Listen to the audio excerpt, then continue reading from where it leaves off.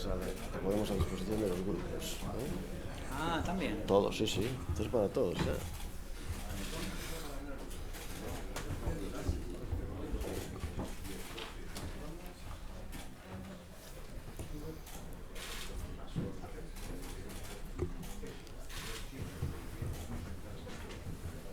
Buenos días.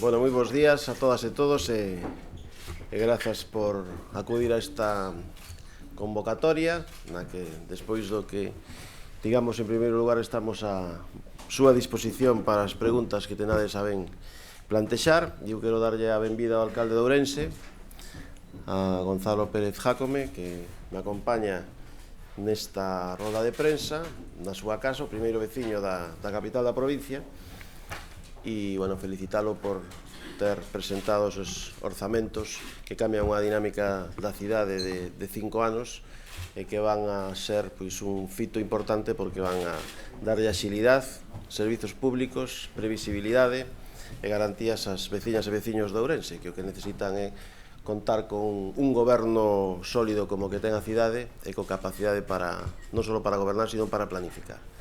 Por iso, gracias, alcalde, por estar aquí por primeira vez nesta sala que non coñecías e que puxemos neste mandato a disposición dos grupos políticos, e un dos motivos fundamentais da convocatoria é falar dunha actuación no eido deportivo que vamos a facer conxuntamente e que é relacionada coa organización de la Vuelta Ciclista a España, que, como sabedes, xa tive a oportunidade de anuncialo no debate sobre o estado da provincia.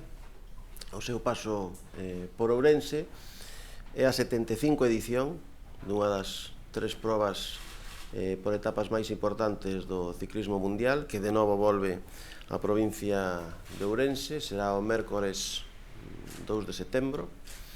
Estamos a falar de unha volta ciclista que empezará en Utrecht, en Holanda, máis internacional que nunca, que rematará en Madrid o 6 de setembro. Insisto, estas son datas que se farán públicas o día 17 en Madrid, pero que consideramos axeitado pois decir hoxe aquí, porque unha das etapas clave, a número 17, pois vai a transcurrir pola provincia de Ourense. En concreto, vai a ter o protagonismo de seu que tivo en anteriores edicións a Ribeira Sacra, que é o motivo fundamental desa explosión de seguidores e esas cifras turísticas as máis altas da historia da provincia e da cidade que coñecemos hai semanas, non só en visitantes, sino tamén en pernoctacións, e unha actuación como esta, unha acción como esta, pois sin duda contribúe a relanzar e a consolidar esas cifras. E vámoslo facer conxuntamente co Concello de Ourense, e a chegada, me contan dende a organización da Volta de Ciclista, que vai a ser, vai a ter tintes espectaculares, pois será na cidade de Ourense. O sea que a cidade de Ourense acollerá esta proba. Vamos da man a Diputación e o Concello, consideramos unha cuestión de interese. Non todas as cidades poden decir isto, e evidentemente estamos a falar dunha proba ciclista que move solo ela mesma 3.000 personas, solo a caravana, que se vai retransmitir a 186 países do mundo, que a súa influencia e a súa capacidade de chegada e a proxección mediática está tamén máis que un efecto multiplicador coas redes sociais. Evidentemente, pois a visibilidade de Ourense está clara.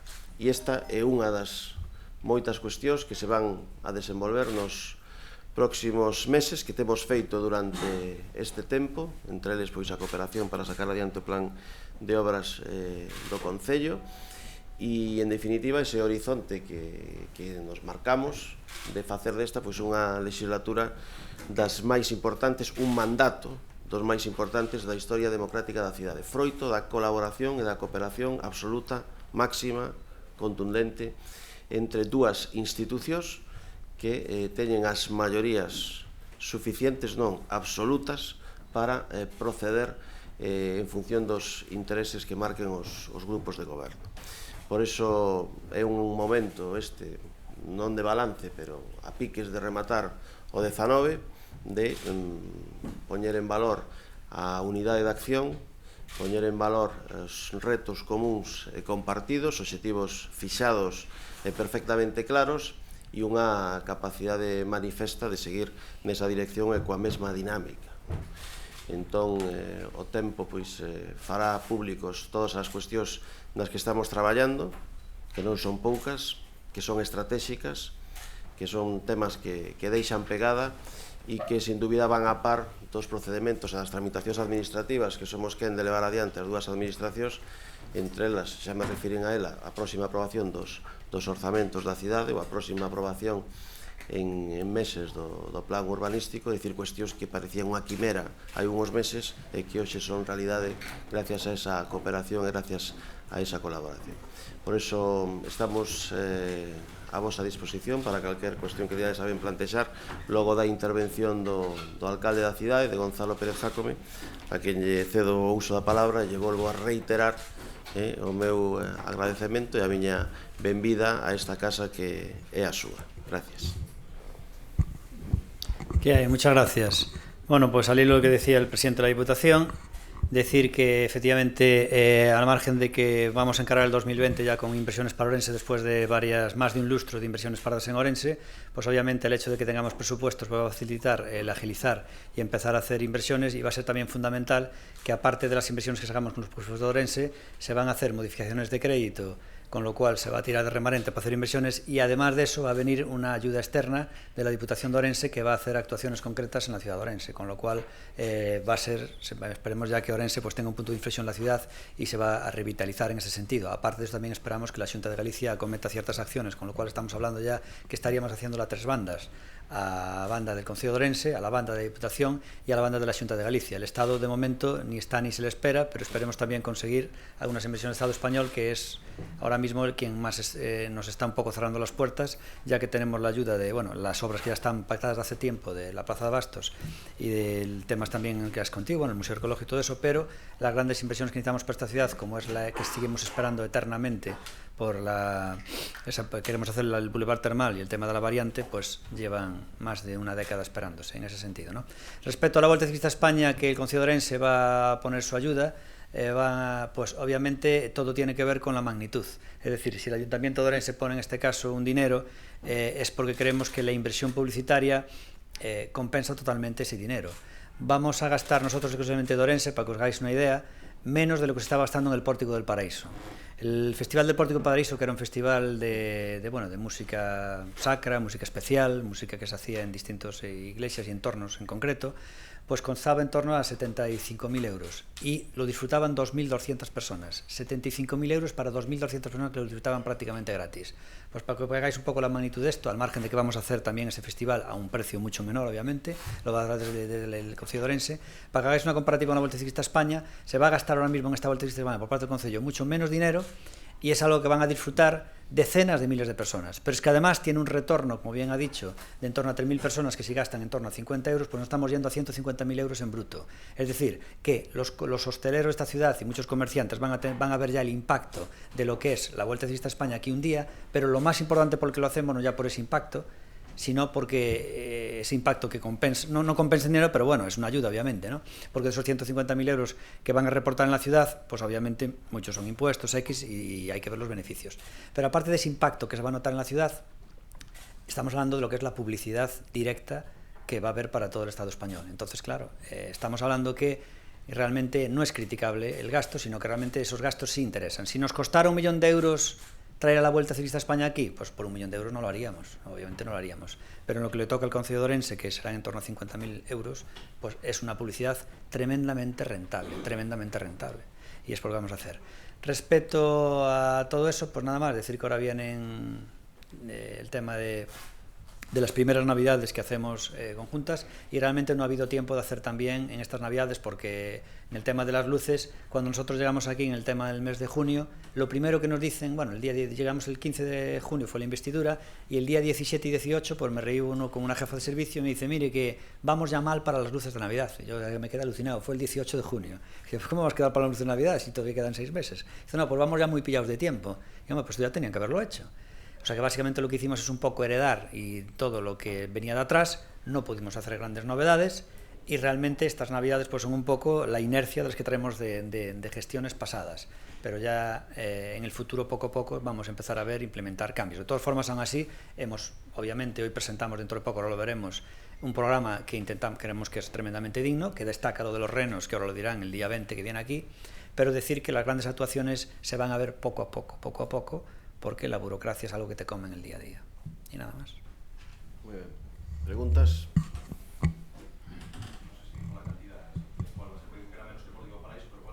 Lo que va a poner el Concello son 50.000 euros y la Diputación otros 50.000. Sí.